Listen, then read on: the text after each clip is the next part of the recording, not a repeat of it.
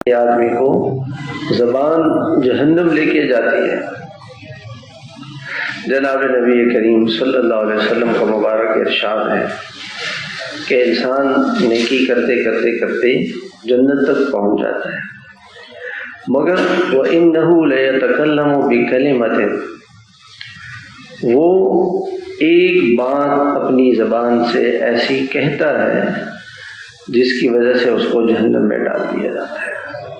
ایک بات،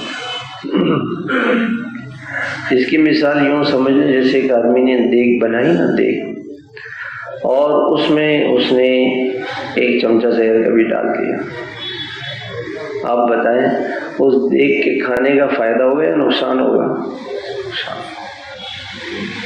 جیسے ایک بول جو ہے نا، ایک بول وہ اتنا خطرناک ہے۔ ایک بالٹی شربت کی بھری ہوئی ہے اور اس میں ایک قطرہ زہر کا بھی ڈال دیا۔ وہ کہتے ہیں میں تو ایک قطرہ زہر کا ڈالا، ساری بالٹی زہر بن جاتی ہے۔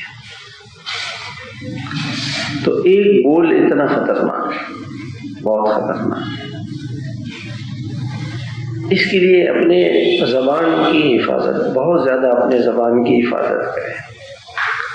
آپ صلی اللہ علیہ وسلم نے یوں ارشاد فرمایا، من صمت نجا، جو خاموش رہا، خاموش رہا، بولا نہیں، وہ بہت سی پریشانیوں سے وہ نجات پا جائے گا، بچ جائے گا۔ خاموش رہنا ایسی چیز ہے۔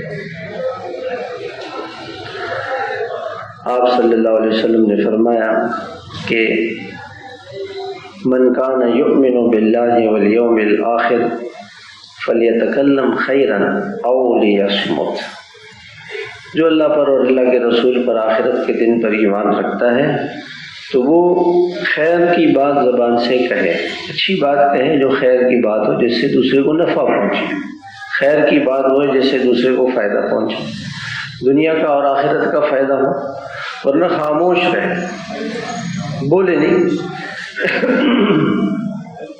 بولے نہیں۔ ایک چپ، ہمارے بزرگ تھے حضرت مولانا جمشید صاحب رحمۃ اللہ علیہ، وہ فرماتے تھے ایک چپ 100 کو ہرا دے، 100 آدمیوں سے لڑ رہے ہیں، اس کو برا بلا کہہ رہے ہیں، وہ خاموش ہے، تو یہ جیت جائے گا، وہ ہار جائے گا، بولتے بولتے تھک جائیں گے۔